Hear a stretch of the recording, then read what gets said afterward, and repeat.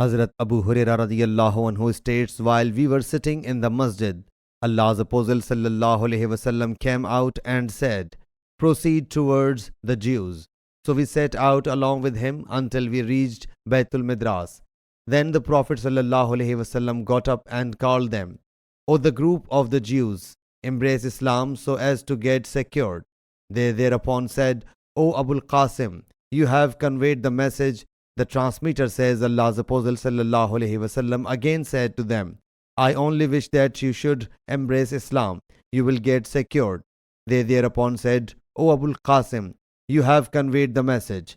Allah's Apostle sallallahu alaihi wasallam said to them for a third time, I wish that you know it well, that undoubtedly the earth belongs to Allah Jalla Jalaluhu and His Apostle sallallahu alaihi wasallam, and I would like to banish you from this land. So whoso gets any price of his property should sell it. Otherwise, know it, that the earth undoubtedly belongs to Allah Jalla Jalaluhu and His Apostle sallallahu alaihi wasallam. Sahih Bukhari, Hadith number 7348.